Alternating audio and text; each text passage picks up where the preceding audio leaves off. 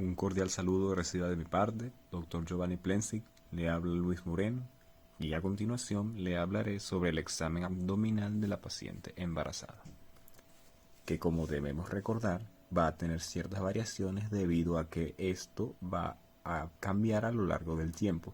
Desde el primer mes hasta el noveno mes va a tener una serie de características que van a diferir en el tiempo.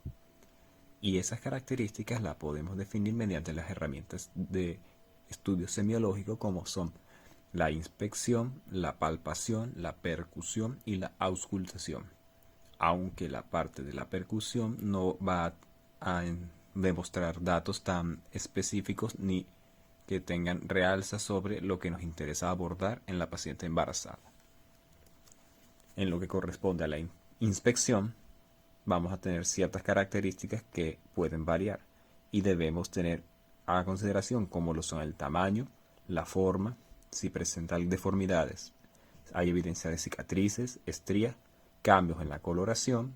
Hablemos del tamaño, va a variar dependiendo del estado en que se encuentre la paciente o a lo largo del periodo que desarrollo, ya que no es el mismo tamaño en una paciente de tercer mes a en el octavo mes.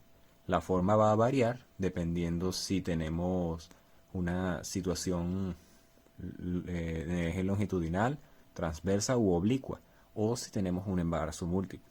La deformidad usualmente se asocia también a lo que ya mencioné antes. También se puede hacer en caso de patologías, presencias de hidramnios u oligoamnios. En cuanto a las cicatrices, pueden ser de durante o previas a la concepción.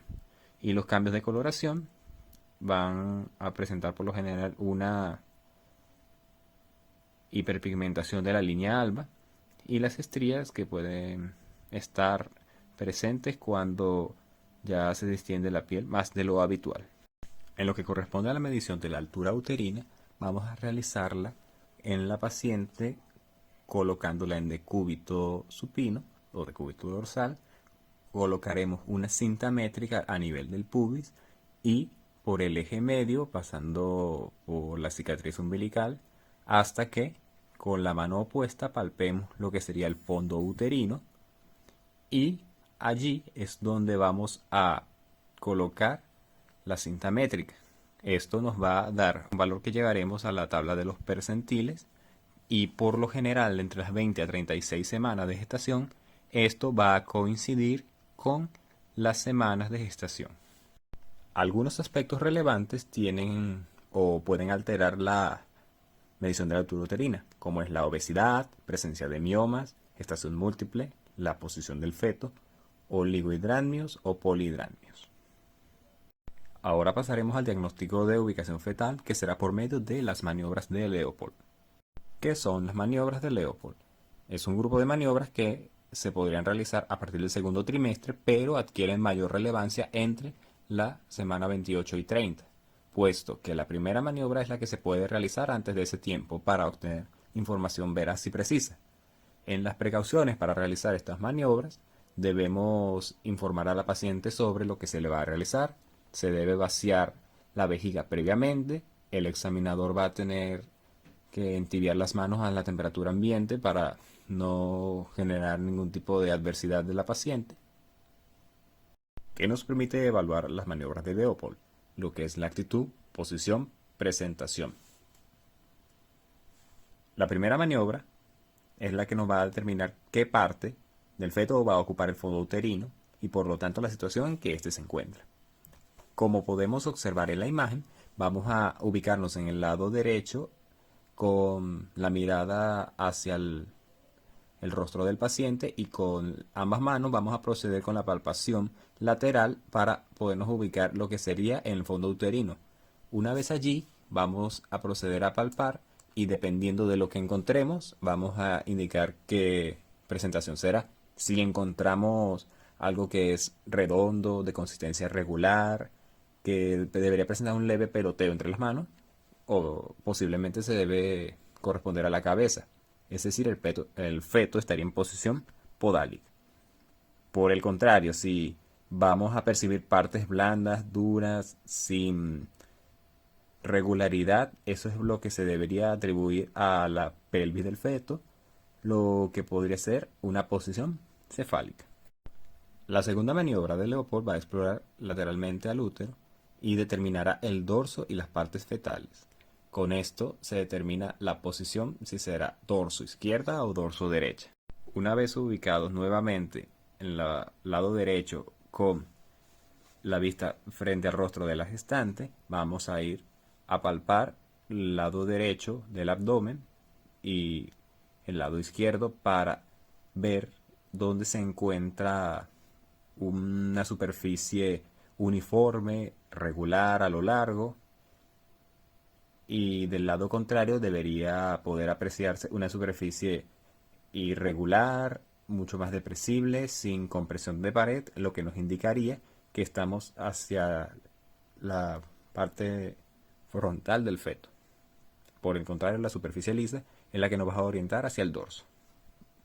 La tercera maniobra del Leopold se realiza con una mano para abarcar lo que es el polo inferior de la presentación.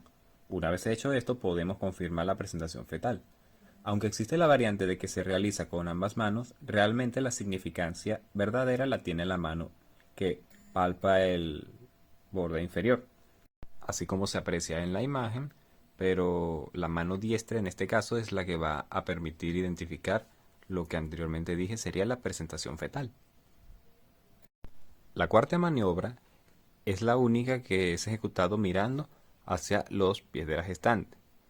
Con esta se trata de apreciar el grado de encajamiento y la posición de la cabeza, que esta va a tener sobre lo que es la sínfisis del pubis. La prominencia del frontal del feto nos indica que el tipo de presentación que va a descender por medio de la cabeza, si se encuentra ya sea en flexión, extensión o hiperextensión. Para realizarla, se mueven los dedos de ambas manos de manera sutil en los bordes inferiores del útero hacia el pubis. El lado donde haya mayor resistencia va a corresponder lo que es a la frente y sabrá una estructura obviamente más dura. Si la cabeza del feto se encuentra flexionada, esta debería encontrarse en el lado opuesto a la de la espalda, pero puede suceder que se encuentra extendida y se palpará el occipucio y se encontrará localizado en el mismo lado del dorso, todo dependiendo de la variación que tenga la posición y el grado de encajamiento. En lo que corresponde a la auscultación, primero que nada nos va a confirmar el diagnóstico de embarazo. Este se puede apreciar el latido a partir de la 10ª semana, ya sea por medio de un Doppler o por un pinar. Establece los ciertos cambios de la embarazada y puede indicar si tenemos un embarazo múltiple o simple. Y también, por medio de la auscultación, verificamos o confirmamos lo que sería la posición del feto. Además de verificar la vitalidad.